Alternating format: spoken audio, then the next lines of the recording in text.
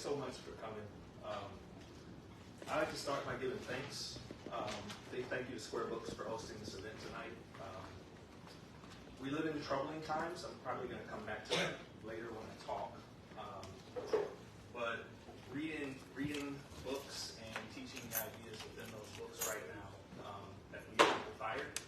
In some states, it's criminal behavior or criminal-like behavior. So to have an independent bookstore in our community like Square Books that has a very clear moral compass is so incredibly important right now, and I don't want to let that go unsaid. So thank you, Square Books.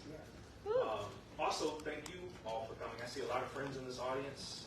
Thank you for being my friend. And then I also made some new friends. I know there's some folks here from Cleveland and Phoenix, Arizona. So welcome to Oxford. I know with events like these, it's pretty common for an author to do like a reading from their book. I don't really want to read aloud from this book. I really want you to read it for yourselves. But I thought instead what I would do is maybe talk for 20, 25 minutes about why I wrote it and explain a bit of what I'm trying to do within its pages, and then make a case for why I think it's important in these times we live in today to return to the ideas of W.E.B. Du Bois. And so you'll have to indulge me a little bit because I like to tell stories. So let me start with one from nearly 20 years ago. It's 2004. I am finishing up my last semester as an undergraduate at the University of Missouri. I was a double major in sociology and psychology while I was there.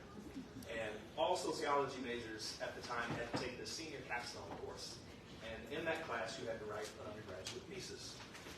And around the second or third week of class, I met with the professor, W.E.B, to go over my research topic. And at the time, I was really struggling to come up with ideas. But one idea I did have was to try to examine the American Jewish experience, I'm Jewish, American, through the lens of W.E.B. Du Bois' most famous concept, his concept of double consciousness. Now, Du Bois first wrote about this concept in an 1897 essay in the Atlantic magazine. It was titled Of Our Spiritual Strivings. And then that essay later becomes the opening chapter in Souls of Black Folk, which was a collection of what he called rogue essays, and that's published in 1903. And in that essay, Du Bois says this about what it means to be black in America at the turn of the 20th century. After the Egyptian and Indian, the Greek and Roman, the Teuton and Mongolian, the Negro is a sort of seventh son, born with a veil, and gifted with second sight in this American world, a world which yields him no true self-consciousness, but only lets him see himself through the revelation of the other world. It is a peculiar sensation, this double consciousness, this sense of always looking at oneself through the eyes of others, of measuring one's soul by the tape of a world that looks on in amused contempt and pity. One ever feels his two-ness, an American, a Negro, two souls, two thoughts, two unreconciled strivings, two warring ideals and one dark body, whose dogged strength alone keeps it from being torn asunder. So here, Du Bois is describing double consciousness as this condition that all black Americans must wrestle with by virtue of the fact that they are black and living in America. It's the result of living in a nation where citizenship and belonging are so tethered to one's proximity to whiteness that to be black is incompatible with the nation state. So though black folks were and remain responsible for building much of this nation, their black status means that they're always kept at arm's length and never fully embraced by the country that they inhabit. And so they must learn to reconcile this split between how they see themselves with how the larger white world sees them. One ever feels his two-ness, is what Du Bois writes. And as I talked with Professor Breakfast that day, we both agreed that Jewish double consciousness sounded like a good topic. And so for my senior thesis, that's what I did. I wrote about Jewish double consciousness, and I drew upon Du Bois' own description in order to sort of frame that work. And then, like many undergraduates, I finished my degree, and I forgot about that paper entirely. At least for a very long time. So fast forward about a decade from then. So now it's 2014. And I'm working on a book project with a cultural historian by the name of Sander Gilman. Sander is an incredible scholar. I'm going to throw this book up too since it's here. This is the book we were working on. Sander is an incredible scholar who's written some of the definitive books on anti-Semitism in both Western Europe and the United States. And And he and I had met when he came to our campus in 2012 to keynote a symposium on the intertwining legacies of Jews and Black Americans. And I want to take a brief moment to acknowledge that the person who helped spearhead that symposium was Dr. Willa Johnson. She is no longer with us. May her memory forever be a blessing. Willa was really instrumental in bringing Sander to our campus to share his work, and it's through those efforts that I got to know Sander. And after his visit, we began planning a book project together, this book, based off of a conversation he had while I gave him a ride back to the Memphis airport at the end of his trip. And this book we're writing together, Our Race is Crazy, that was our effort to try to understand this very particular moment in the mid-20th century where scientific and public understandings of both race and racism shifted dramatically. For more than 100 years prior to that moment, there was this general consensus within Western science that a person's race was an indicator of their susceptibility to illnesses, including mental illness. That is, to be Black, to be indigenous, to be Jewish in the late 19th century was understood by many to be predisposed to being sick or even crazy or insane. But as we describe in that book and in the aftermath of the Second Great War and the sheer horror of what the Nazis had done, that led many to question quite openly what would compel such hatred and on such a scale and with such technological efficiency. People were grasping to understand why and how something like the Holocaust could have happened. And it's during this time that scientists and policymakers alike began making very bold claims about German society as a sick society. That is, the Holocaust was thought to be such an extreme form of anti-Semitism that it could only be explained by declaring that all Germans themselves must have been sick and deranged to have allowed it to happen. So if you follow, prior to this period in the mid-20th century, race itself was understood as a marker of mental illness. And after this period in the mid-20th century, racism increasingly becomes understood as an expression of insanity. Now, Sander and I are thinking through this work together, and we're sending each other drafts of chapters back and forth, back and forth, back and forth. And he sends back one chapter draft that we're working on, in which there's a section in which we're writing about W.E.B. Du Bois. And in that chapter, in that section, we're trying to show how Du Bois really stood out and somewhat alone among his white contemporaries in this early 20th century period. This is a period of extreme xenophobia and anti-immigrant sentiments.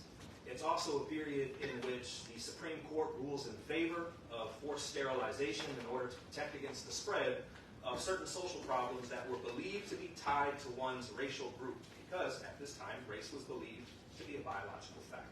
And so many white scholars through this early 20th century period, they were deeply committed to this idea that race was a cause of social ills. Bois, however, was committed to revealing its fiction.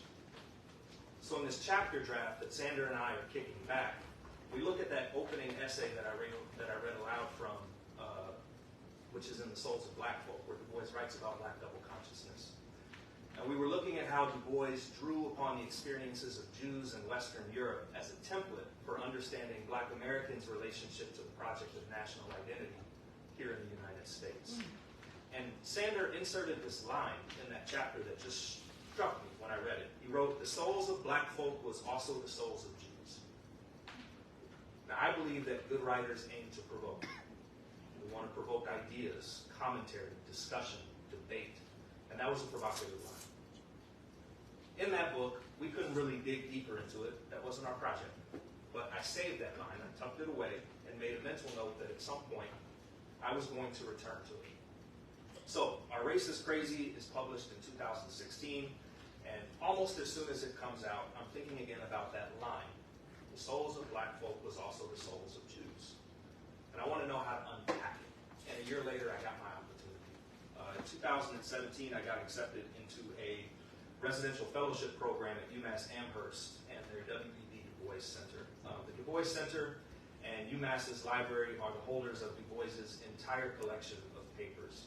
And this fellowship was my opportunity to really dive back into that line that Sander wrote and trace what in this book, right here, I refer to as the roots and the routes of Du Bois's thinking. And I also want to take a moment and thank Whitney Battle-Baptiste, who is the director of the W.E.B. Du Bois Center. I think she's the outgoing president of the American Anthropological Association as well. Whitney is just, she's everything, and she gives a lot of scholars a lot of opportunities to go in there and learn as much as they can about this very influential person. I can't say enough kind things about her.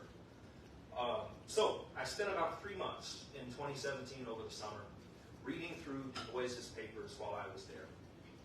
Every day in this beautiful room on the 25th floor of their campus library. Their campus library in UMass is actually 28 stories high, and it is the 3rd tallest library in the world. So if you are a bookworm like I am, I can't encourage you enough to please go check it out. It's a beautiful view of all of Amherst when you're that high up. So, understand the young student in Berlin from 1892 to 1894. And I also looked at how Du Bois characterized that time later in his life, when he reflected back on his German adventures. I wanted to know how he thought about them later on. How did he think about his time in Germany and its relationship to his own intellectual journey? How did he think about his German experiences and what he described as the problem of the 20th century, the problem of the color line? And so here I was, many years after wrestling with some parts of Du Bois's thinking as an undergraduate, now wrestling with his ideas once more as a professor at a university. I didn't come back to those same ideas that I did have as an undergraduate, but I did come back to the same source of inspiration. And I ended up finding a lot more than just inspiration when I returned to it. So that's the complicated backstory to how this book came to be. Let me talk a little bit about what I'm trying to do within the book without giving away too much, because I really do want you to read it for yourselves. The aim in this book for me is to examine the roots and routes of Du Bois's thinking about race and racism. And what I try to show in this book is that the roots and routes of his thinking really draw upon the German Jewish experience as a means of thinking both about the Black American experience and the global color line more broadly. Karl Mannheim is this early 20th century German thinker.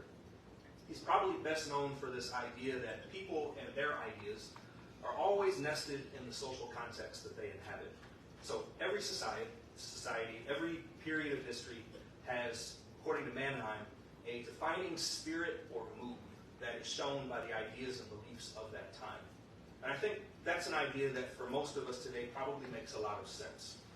Major social, political, and economic events we live through have a force behind them. And that affects how we think about and make sense of our own world.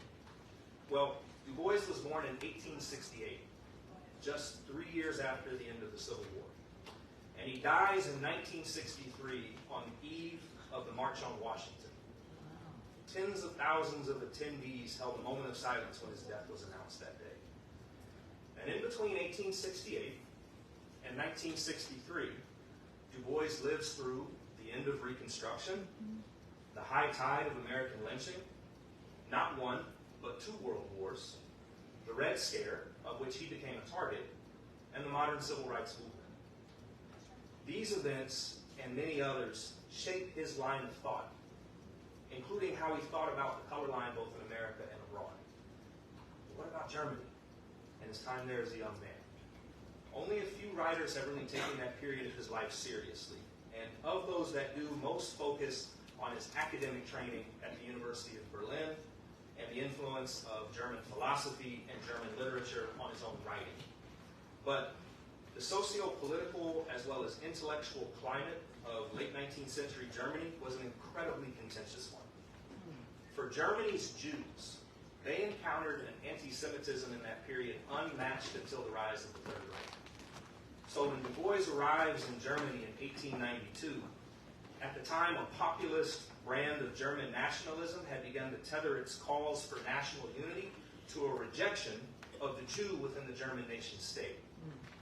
Meanwhile, German academia, including the University of Berlin where Du Bois was studying, that served as a kind of ground zero for developing scientific ideas on Jewish pathology and Jewish inferiority. And these ideas both fueled and were fueled by the political anti-Semitism of that era.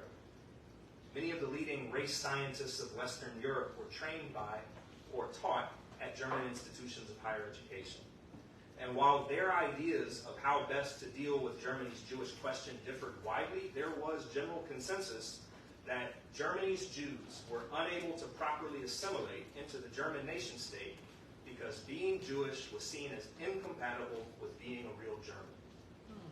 So my main argument here in the Souls of Jewish Folk is that Germany's ongoing struggle with its Jewish question, what to do with Germany's Jews, served as an important influence on Du Bois's subsequent considerations of black people's social position within the United States at the turn of the 20th century.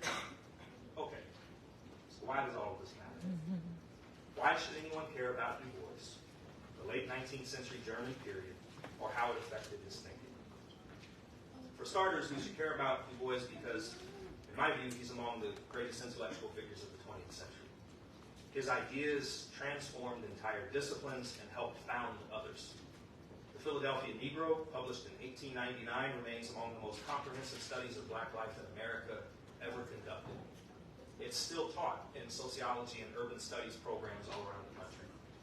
And it was seen, even at the time of its publication, as an exemplar of empirical social science research, both in America and abroad. The Philadelphia Negro is a text that German social scientists began to incorporate into their own graduate school training.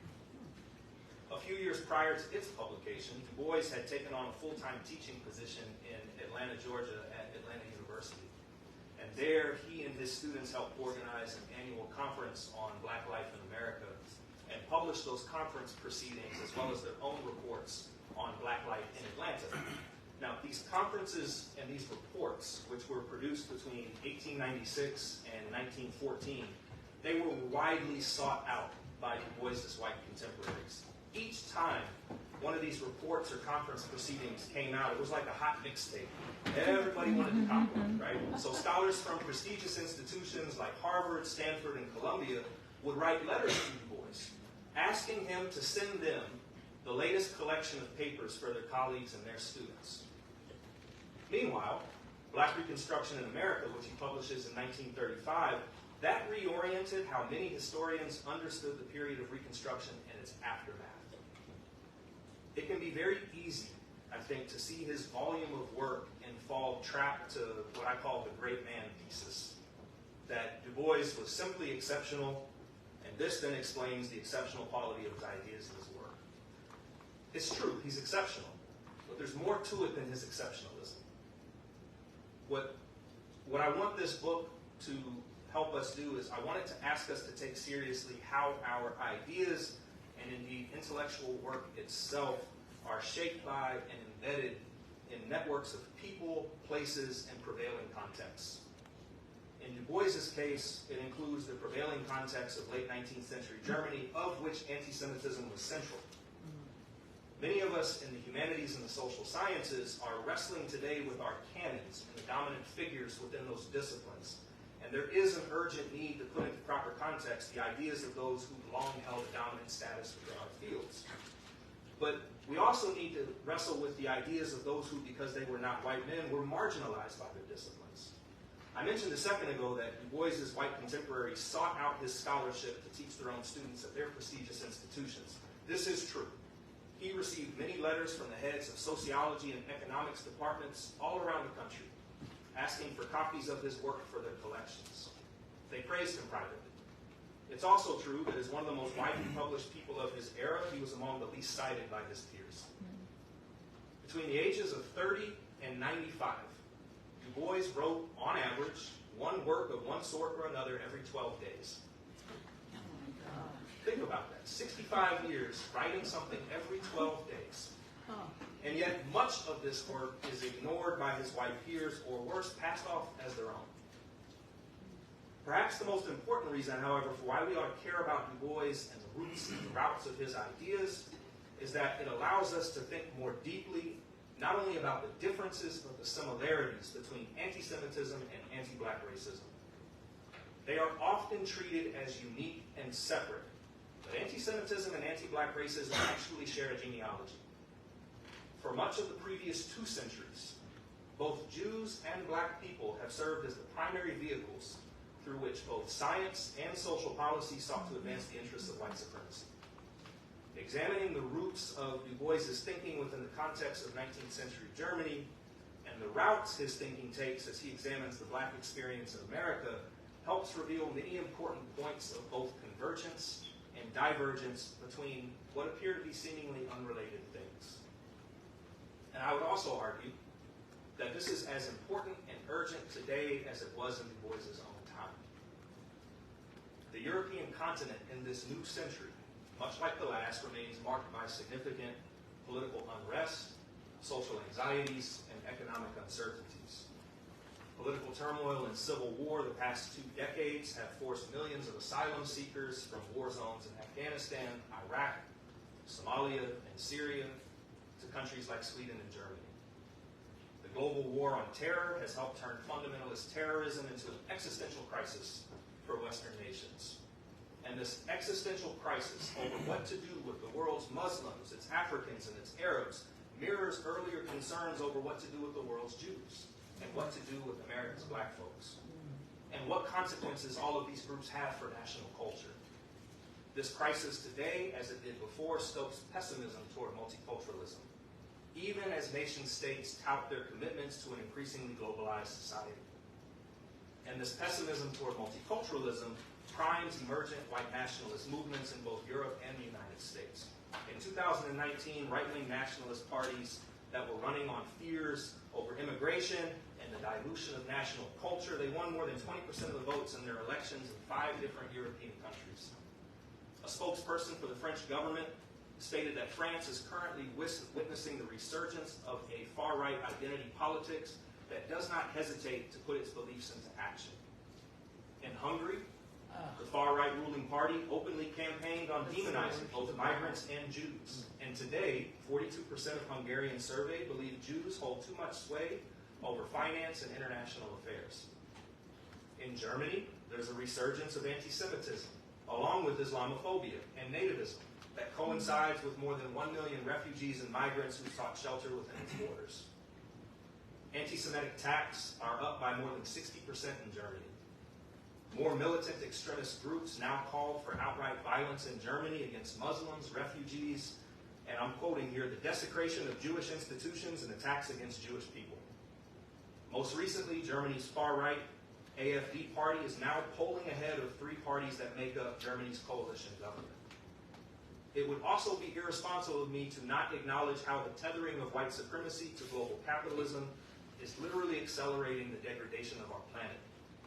A recent UN report warns that we are reaching a crucial tipping point in which the threat of worsening floods, droughts, wildfires, and ecosystem collapse will grow considerably. And those populations and communities most vulnerable to these threats are disproportionately poor, black, and indigenous. They will suffer the most from the effects of flooded homes, neighborhoods, and villages, food shortages due to crop failures, and vanishing sources of drinking water. And their suffering will, in a cruel twist of fate, be cast as the very reasons they are unfit for citizenship in the nations to which they seek refuge. Meanwhile, here in the United States, I don't want to pick on Europe the whole time.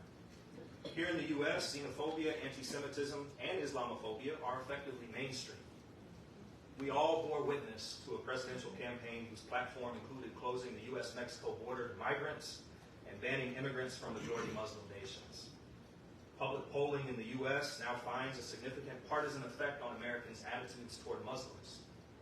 And researchers also find that Americans who endorse anti-Muslim stereotypes, narratives, and attitudes are also more likely to support both state and vigilante violence against civilians, and more likely to favor authoritarian measures in response to perceived security threats. Meanwhile, the number of active hate groups in the United States is the highest in 20 years. The most significant growth is among white nationalist organizations, 48% increase in the past few years. And then there's absolute terrorist violence. The 2015 murder of 9 black churchgoers in Charleston, South Carolina. The 2018 murder of 11 worshipers at Pittsburgh's Tree of Life Synagogue. That was the single deadliest attack on Jews in U.S. history. The 2019 murder of 23 people at a Walmart store in El Paso, Texas. That was the single deadliest attack on Latinos in contemporary American history. And just last year, the murder of 10 shoppers at a top supermarket in a predominantly black neighborhood in Buffalo, New York. That 18-year-old shooter drove several hours from his hometown to that top supermarket dressed in military-style clothing and body armor and armed with an AR-15 assault rifle. And prior to the shooting, that teenage killer published a 180-page manifesto online that laid out specific plans to attack black people and referred repeatedly to the Great Replacement conspiracy theory, which argues that Jews are responsible for non-white immigration into the United States, and that non-white immigrants will eventually lead to the extinction of the white race. Meanwhile, the last several years have also borne witness to the continued use of militarized police forces against U.S. citizens who are simply protesting violence toward black communities. Citizenship, the rights and duties afforded to those who are full members of a nation state, has historically been defined through one's proximity to whiteness. And this new century, like the previous one, is increasingly defined through European and American concerns over national identity, an identity that remains informed by both whiteness and Christianity.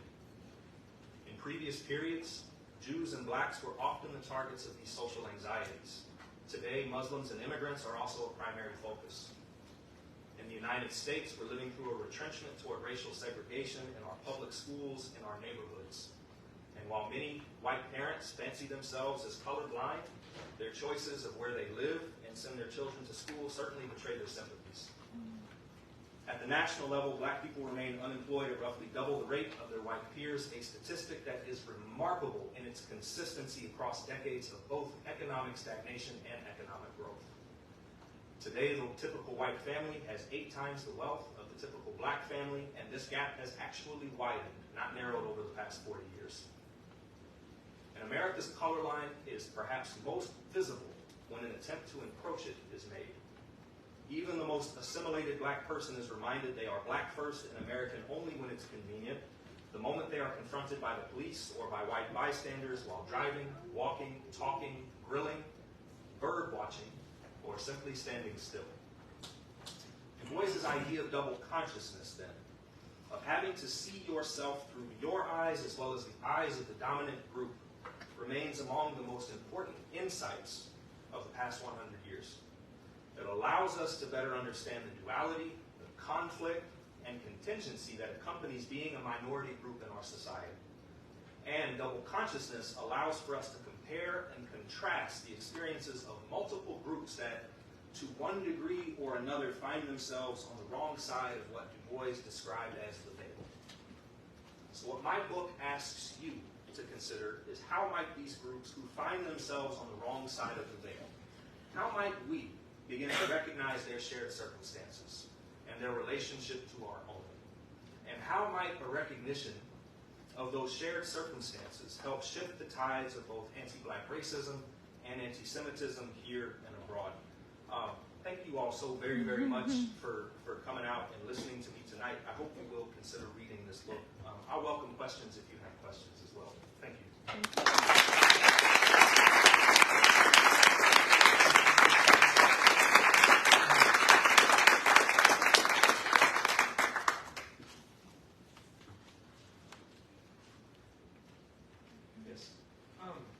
First of all, very interesting talk. Thanks very much. Is there any, do you have a sense of what Du Bois' own contacts were with Jews throughout his life, be it sort of ordinary Jewish people or Jewish intellectuals in the United States or elsewhere? Yeah, it's really interesting. That's a great question. So, in Germany, several.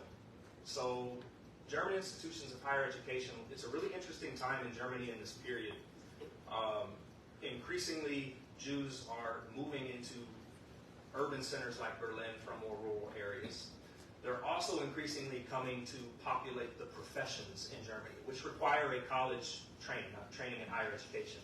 And so there are many Jewish students at the University of Berlin. And there is also rampant anti-Semitism at the University of Berlin and in Germany more broadly. And so Du Bois even writes about this particular experience where they're in the dining hall and there is a group of anti-Semitic students, a student group, and they begin chanting about the need to overthrow the Jews. They also began chanting about the need to kick out what was essentially the head of the university at the time because they thought he was too friendly to the Jews. And Du Bois is witnessing all of this.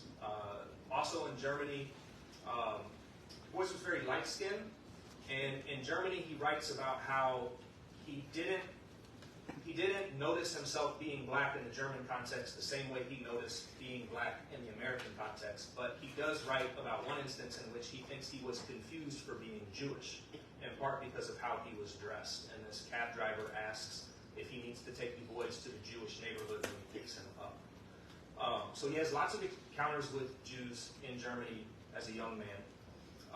When he helps found the Niagara movement that later becomes the NAACP, he helps found that with not only other black folks, but also a handful of Jewish folks who are part of that effort. And then, especially later in his life, so we're talking now after World War II, he increasingly has more connections with the American Jewish Committee, AJC. They ask him to do some speaking engagements, ask him to write in their publication, particularly after he goes back to Warsaw to see what it looked like after the Nazis were taken out of that area. Does that help you answer your question? Absolutely. Thanks very much. Yeah, thank you. I have a question. I was in Berlin a few years ago, and I was under the impression that this generation, this new younger generation, they want to not be labeled the generation that still survives, talks about the Holocaust. They want to move forward. And you're saying that there's a rise in anti-Semitism. And so I'm not understanding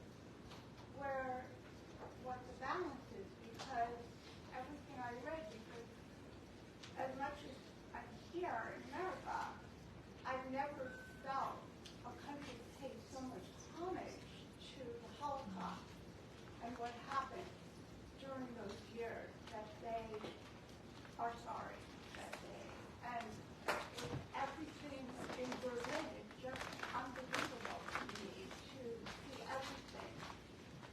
But what you're saying is there's a rise in anti-Semitism. I thought there would be a rise because of an overall immigration and letting so many people in, not just Jews, but so many people in, and I can understand that rise of anti-immigration. But explain to me just a little bit of how it became now again horrific. Yeah, I think historically, both in Europe and the United States, anti-immigrant fever has often been intimately tethered to anti-Semitism, whether or not those who are coming in are actually Jewish or not.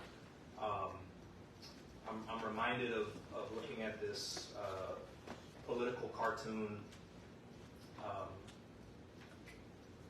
This would have been in the late 19th century, and it was actually in England, not in Germany.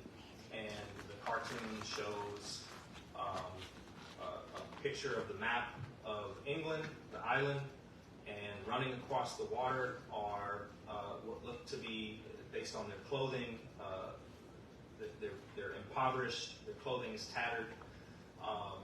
Some of them have, I don't think it's a Star of David, but other kind of Jewish clothing on, and next to them scurrying across the water are rats. Right? And so there's a kind of an imagery that is pretty consistent across the late 19th century through the 20th century that connects immigration to Jews, whether or not those Jews are migrating in.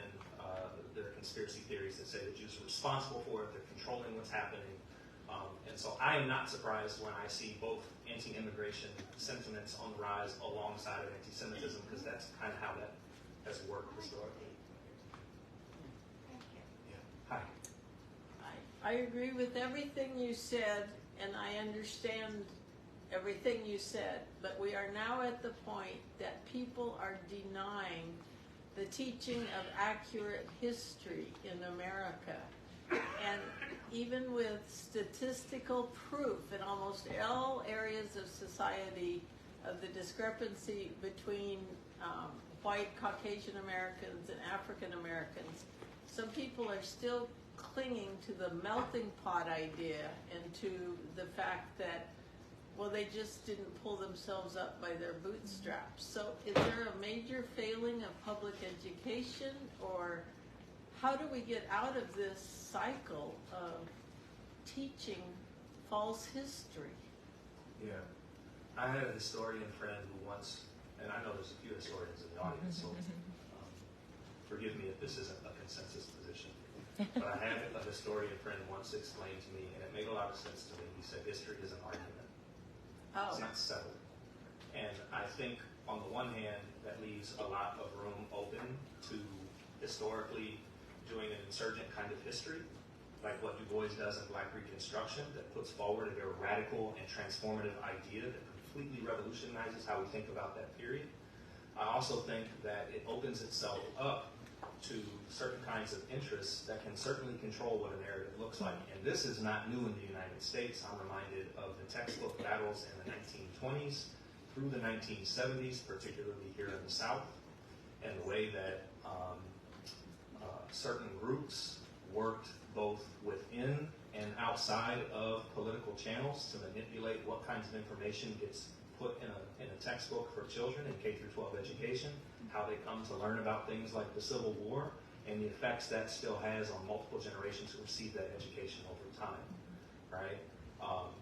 Education is really a terrain on which we can't really cede any ground, right? It's an argument, but it's also a fight. Yeah, I would say that it's never really been adequate. And what's happening now is, God, I hope it passes in a few years. But, you know, in our experience, everyone knows about the Holocaust. The fact that there's Holocaust denial indicates how widespread an understanding of the Holocaust is. And the horrors of the Holocaust, I mean, I looked at what my son learned here in the Oxford schools. The horrors of the Holocaust are front and center. The horrors of the Black experience in slavery are not. They've never been. And so I would say that it's never been adequate. It should be part of our blood, the way the Holocaust is. So I would agree with you. and I bought your book. I came out during the football game, because that's what I do during football games. I go to books. And I started reading it. I must admit I am struggling with the use of the word theorize. Yeah. But you do point out that the Jewish experience and the Black experience has been different. And that's an important point. Yeah. How long did it take our people to be able to move to the highest levels of society? Yeah. 2 generations. Mm-hmm. So I think that's an important point to hang on to. We are right. Ashkenazi Jews are right, while we're different. Yeah. Yeah. No, and in no way, shape, or form do I want anybody to take away the conclusion that those experiences are the same. What I want them to understand is how both they're similar and different, and what do the convergences and divergences help us understand about shared interests, right? Yeah. Now, what do you think about the role that Jewish Americans are currently playing in the Black Lives Matter struggle, we would call it, as far as the movement toward racial equality, or addressing police violence and some of the issues that are front and center in the African American community today? Historically, there's been this alliance, and many Jewish Americans were very involved in the civil rights movement. But do you see that continuing? Yeah. They were involved right up until the point of Black Power. And then a lot of Jewish Americans backed out or retreated from their involvement on account of what they, some thought, the ones who were involved in the civil rights movement thought that those efforts were too radical for their tastes, right? And since that period, the relationship of Jewish American communities to Black communities has been really tenuous. And I want to be careful here about how I talk about both Jewish communities and Black communities, because Jews have pretty divergent experiences in the United States today, and I think the point that Roger is also stressing is that for many Jews, many of their experiences with power are connected to the fact that many Jews are white. and that they understand and navigate their experiences as this country, many Jews do, as white folks. Not all Jews, of course, are white. There are also Jewish people who are not white. But for those Jews who are white, I think that allows them to navigate spaces and also not have to deal with other kinds of spaces if they don't want to, right? Black folks don't have that option. So what is the relationship of Jewish American communities to like the Black Lives Matter movement today? It's a lot like many other white communities and their relationship to the Black Lives Matter movement today. It reminded me of when I was in Amherst in 2017. Coming from Oxford, I have never seen so many homes with Black Lives Matter signs in the front yard as I did in Amherst and Northampton, Massachusetts.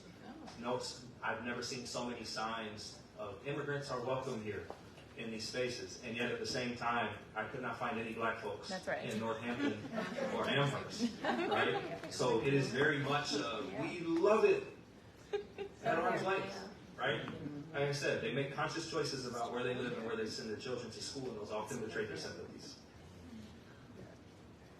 And so the fact that anti-Semitism and racism are still linked in this country, what do you say about that?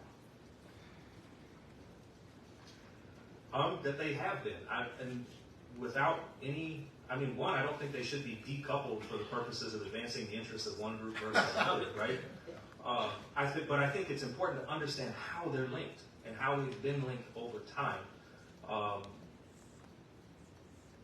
I think about, I don't necessarily like the term anti-racism as an intellectual term, but I think in terms of projects and movements and actions that are meant to dismantle racism, I don't think you can do that without also trying to dismantle other kinds of oppression that are connected to global capitalism, that are connected to patriarchy, that are of course connected to